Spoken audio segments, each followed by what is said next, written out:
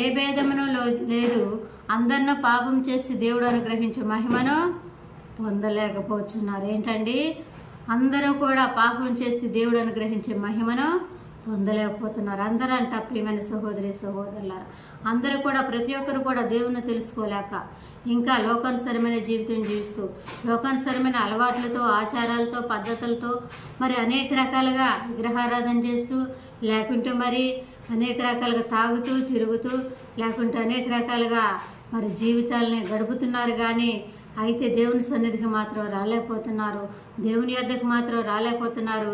దేవుని యొద్దకు వచ్చి పశ్చాత్తాపడి వారి హృదయంలో ఉన్న పాపాన్ని తీసేసుకోలేకపోతున్నారు ప్రతి ఒక్కరు కూడా ప్రియమైన సహోదరి సహోదరులారా. అయితే దేవుడైతే పిలుస్తున్నాడు, మరి ఏ భేదం లేదు, అందరూ కూడా పాపం చేసి దేవుడు అనుగ్రహించును మహిమను పొందలేకపోతున్నారు. దేవుడు మరి అనుగ్రహిస్తాడు, నీకు ఏమనుగ్రహిస్తాడు? మేలును అనుగ్రహిస్తాడు, కృపను అనుగ్రహిస్తాడు, ఆయన ప్రేమను అనుగ్రహిస్తాడు, ఆయన రాజ్యాన్ని మనకు అనుగ్రహించడానికి ఆయన సిద్ధపడి ఉన్నారు. కానీ మనం ఏం చేస్తున్నామండి? దేవునికి చోటు ఇవ్వలేక జీవిస్తున్నాం ప్రియమైన సహోదరి సహోదరులారా. కాబట్టి నమ్మువారు ఆయన కృప చేతనే క్రీస్తు యేసునందలే మరి విమోచన ద్వారా ఉచితముగా నీతిమంతులుగా తీర్చబడుచున్నారు. ఏంటండి? ఉచితముగా దేవుడు మిమ్మల్ని ప్రేమించి మిమ్మల్ని కాపాడాలని, మిమ్మల్ని రక్షించాలని, లేకుంటే మిమ్మల్ని శ్రమల నుంచి, బాధల నుంచి, కష్టాల నుంచి, నష్టాల నుంచి, లేకుంటే ఈ వరద ప్రళయం నుంచి విడిపించాలని ఆయన చూస్తున్నారు. అయితే మనమే ఆయన వద్దకు రాలేక నశించిపోతున్నాం ప్రియమైన సహోదరి సహోదరులారా. కనుక ఏ భేదము కూడా లేదు, అందరూ కూడా దేవుడు అనుగ్రహించే మహిమను పొందాలని ఆయన కోరుతున్నాడు ప్రియమైన సహోదరి సహోదరులారా. ఆయన పిలుస్తున్నాడు. ఆయన పిలుపుకు లోబడినట్లయితే ప్రతి ఒక్కరు కూడా మరి దీవించబడతారు, ఆశీర్వదించబడతారు, మేలు జరుగుతూ ఉంటుంది. కనుక యెషయా గ్రంథం 45:22లో కూడా చూసినట్లయితే అక్కడ రక్షణ లేని వారిని పిలుస్తున్నారు ప్రియమైన సహోదరి సహోదరులారా. ఎవరైతే రక్షణ పొందక, మారు మనసు పొందక, మరి తమ హృదయంలో దేవునికి చోటీక నశించిపోతున్నారో అటువంటి వారిని కూడా దేవుడు పిలుస్తున్నారు ప్రియమైన సహోదరి సహోదరులారా. అందుకని యెషయా గ్రంథం 45వ అధ్యాయము మరి 22వ వచనంలో కూడా చూసినట్లయితే ప్రియమైన సహోదరి సహోదరులారా అక్కడ సెలవిస్తున్నారు, బూదిగంత నివాసులారా నా వైపు చూసి రక్షణ పొందుడి, దేవుడును నేనే, మరి ఏ దేవుడునో లేడు. బూదిగంత నివాసులారా, ప్రతి ఒక్కరికి, బూదిగంతంలో ఉన్నవారికి, ప్రపంచంలో ఉన్నవారికి ప్రియమైన సహోదరి సహోదరులారా, బూదిగంత నివాసులారా నా వైపు చూసి రక్షణ పొందండి అంటున్నాడు. నేనే దేవుడిని, మరి ఏ దేవుడు లేడన్నా. అయితే మనం అనుకుంటాం అనేకమైన దేవుళ్ళు ఉన్నారు, అనేకమైన దేవుళ్ళు రక్షిస్తారు, మనకు మేలు చేస్తారు అనుకుంటున్నారు. కానీ ప్రియమైన సహోదరి సహోదరులారా ఇక్కడ యేసు మరి దేవుడని యెహోవా సెలవిస్తున్నారు, నేనే దేవుణ్ణి, మరి ఏ దేవుడు లేడు, మీరందరూ వచ్చి రక్షణ పొందండి, మారు మనసు పొందండి అని చెప్పేసి దేవుడైన యెహోవా సెలవిస్తున్నారు ప్రియమైన సహోదరి సహోదరులారా. మరి ఆ దేవుని యొద్దకు నువ్వు రాగలుగుతున్నావా? ఆ దేవుని సన్నిధికి నువ్వు రాగలుగుతున్నావా? నువ్వు రక్షణ పొందగలుగుతున్నావా? మారు మనసు పొందగలుగుతున్నావా? నీ పాపాన్ని, నీ చెడుతనాన్ని వదిలిపెట్టగలుగుతున్నావా? లేదా నా ఇష్టానుసారంగా జీవిస్తా, నా ఇష్టానుసారంగా ప్రవర్తిస్తా, నా ఇష్టానుసారంగా మాట్లాడతా, నా ఇష్టానుసారంగా నడుచుకుంటా, దేవుడు లేడని చెప్పేసి అనుకుంటున్నావా ప్రియమైన సహోదరి సహోదరులారా? అయితే దేవుడు లేడని ఎవరు అనుకుంటారంట? బుద్ధిహీనులు అనుకుంటారంట. తమ హృదయంలో దేవుడు లేడని బుద్ధిహీనులు అనుకుంటారంట ప్రియమైన సహోదరి సహోదరులారా. దేవుడు ఉన్నాడు, మరి దేవుడు మేలు చేస్తారు, రక్షిస్తారు, సహాయం చేస్తారు, విడిపిస్తారు. ఆ శ్రమల నుంచి, ఆ ఆపదల నుంచి, ఆ కష్టాల నుంచి విడిపించగల సమర్థులు కనుక ఆ దేవుని యొద్దకు వచ్చినప్పుడు నీకు మేలు జరుగుతూ ఉంటుంది, మరి లేకుంటే నీకు పరలోక రాజ్యం ఉంటా ఉంటుంది. అంతేగాని ఆ దేవుని యొద్దకు రాకుండా నిష్టమైన రీతిలో జీవించినట్లయితే పరలోక రాజ్యం ఉండదు. ఈ లోకంలో కూడా అనేకమైన శ్రమలు, శోధనలు, నష్టాలు, మరి శ్రమలు అనుభవిస్తూ చివరికి నశించిపోతావు, మరణం అయిపోతావు ప్రియమైన సహోదరి సహోదరులారా. అట్టా మరి ఆగం అవ్వకూడదనే, అట్టా నశించిపోకూడదని దేవుడైతే మనల్ని పిలుస్తున్నాడు ప్రియమైన సహోదరి సహోదరులారా. ఆయన పిలుపుకు లోబడిన వారు రక్షింపబడతారు తప్పనిసరిగా.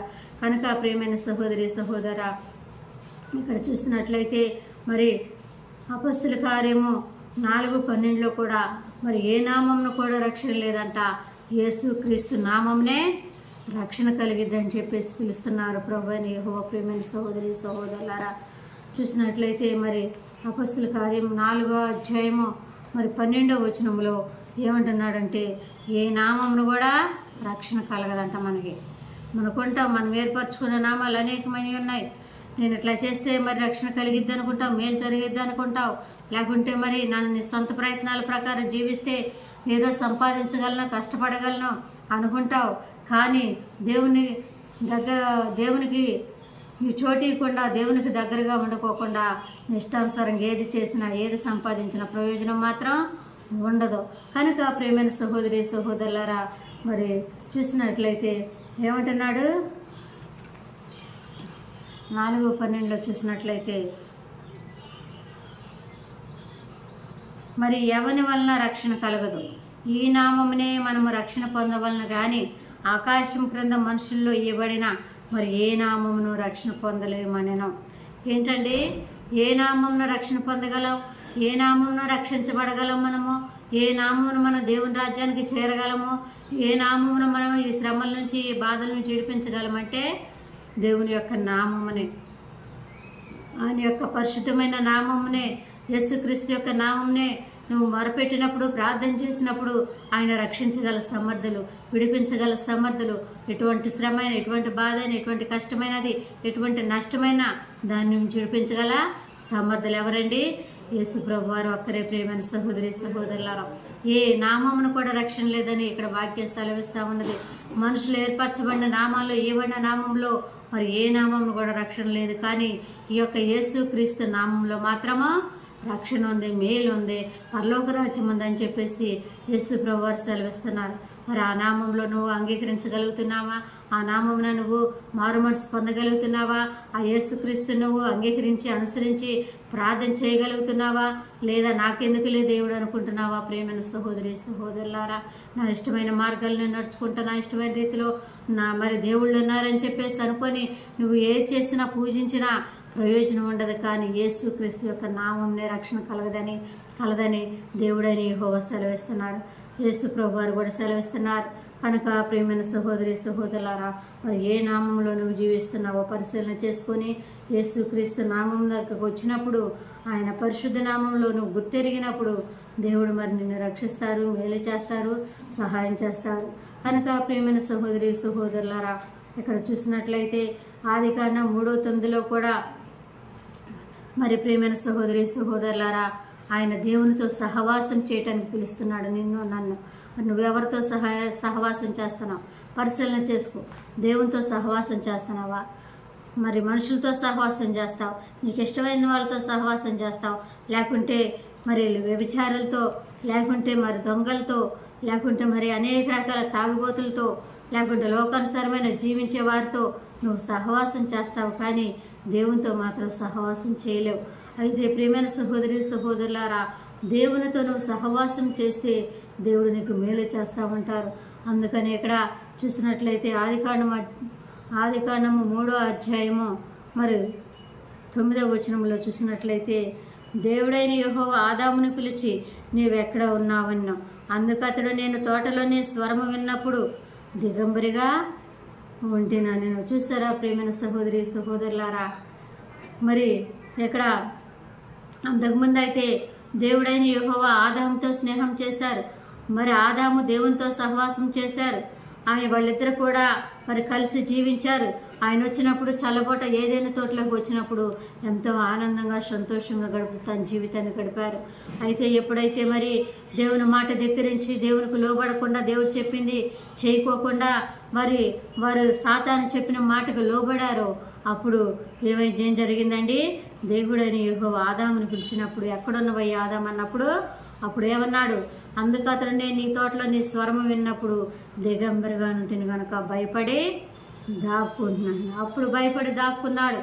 ఆయన స్వరం విన్నప్పుడు, ఆయన మాట విన్నప్పుడు, అయ్యో ఆయన మాట నేను వెళ్ళలేకపోతేనే, ఆయన చెప్పింది నేను చేయలేకపోతేనే, లేకుంటే ఆయన ఆజ్ఞ నేను పాటించలేకపోతేనే, లేకుంటే సాతాను మాటకు లోబడి నేను జీవించి దేవునికి దూరం అయిపోయానే, లేకుంటే దేవుని మాట వినలేకపోతున్నా అని చెప్పేసి దాక్కున్నట్లుగా చూస్తా ఉన్నాం. ప్రియమైన సహోదరి సహోదరులారా, దాక్కోవటమే కాకుండా ఏదైనా తోటల నుంచి వెలివేయబడినట్లుగా చూస్తా ఉన్నాం. ఆయనతో స్నేహం చేసినంతకాలము దేవునితో ప్రియమైన సహోదరి సహోదరులారా మరి ఎంతో ఆనందంగా సంతోషంగా తన జీవితాన్ని గడిపినట్లుగా చూస్తామన్నాం. దేవుని మాట ధిక్కరించి దేవుని మాట పెడచెవిన పెట్టి మరి దేవుడు ఆజ్ఞను అనుసరించక దేవునికి లోబడకుండా సాతాను చెప్పిన మాటలు విన్నప్పుడు ప్రియమైన సహోదరి సహోదరులారా, ఆయన పరిస్థితి ఏమైపోయింది?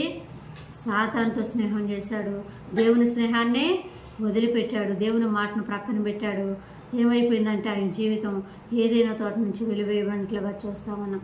అవును ప్రియమైన సహోదరి సహోదరులారా, మనం కూడా దేవునిలో ఉన్నంతసేపు, దేవుని మార్గంలో ఉన్నంతసేపు, భక్తిలో ఉన్నంతసేపు, ప్రార్థన చేస్తున్నంతసేపు మనం మంచిగానే ఉంటాం.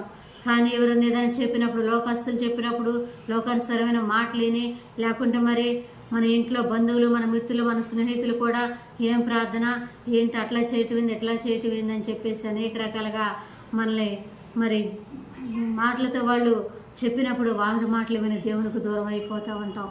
చెవిని పెడతాం, దైవజనులు వద్దనుకుంటాం, ప్రార్థన వద్దనుకుంటాం, భక్తి వద్దనుకుంటాం, నీతి వద్దనుకుంటాం, లేకుంటే మంచి యథార్థత వద్దనుకుంటాం, ఇలాగుంటే బ్రతకలేము, ఇలాగుంటే జీవించలేము అని చెప్పేసుకొని దేవుని మార్గాన్ని వదిలిపెట్టి ఏం చేస్తాం?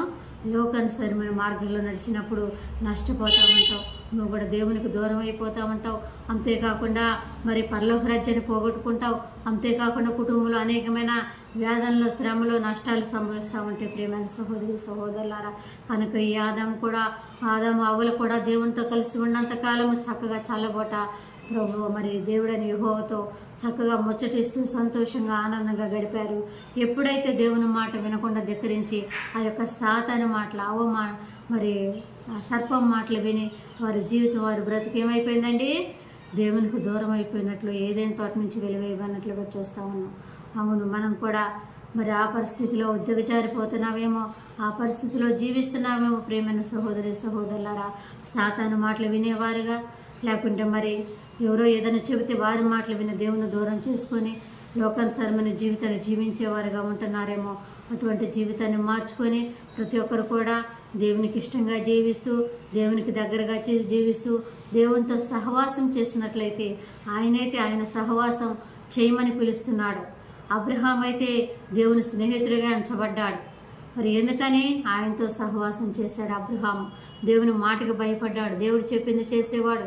ఒక్కగానొక్క కుమారుని ఇవ్వమన్నా కానీ ఇవ్వటానికి వెనకాడుకోకుండా అబ్రహాము లోబడిన దాన్ని బట్టి, చేసిన దాన్ని బట్టి నిజంగా అబ్రహాముని దేవుడు ఏమన్నాడు? నా స్నేహితుడు అన్నారు. మరి ఆయనతో నువ్వు సహవాసం చేయగలుగుతున్నావా? ఆయన పిలుపుకు నువ్వు లోబడగలుగుతున్నావా? లేకుంటే ఆయన పిలుపుకు లోబడకుండా, ఆయనతో సహవాసం చేయకుండా లోకానుసరమైన సహవాసం నీకు ఇష్టంగా ఉంటే మరి ఆ సహవాసం ఎక్కడికి తీసుకెళ్తుంది? నరకానికి దారితీస్తూ ఉంటుంది, లేకుంటే లోకానుసరమైన జీవితానికి దారితీస్తూ ఉంటుంది. కనుక ప్రియమైన సహోదరి సహోదరులారా, అటువంటి జీవితాన్ని మార్చుకొని దేవుని పిలుపుకు లోబడి దేవునితో సహవాసం చేస్తే మనల్ని, మన కుటుంబాలను దేవుడు దీవించి ఆశీర్వదిస్తూ ఉంటారు. పరలోక రాజ్యాన్ని కూడా మనకి ఇస్తూ ఉంటారు. కనుక మనం అందరం కూడా అలా మరి దేవుని మాటకు లోబడి జీవిద్దాం. దేవుడు ఇచ్చిన వాక్యం దీవించి ఆశీర్వదించును గాక.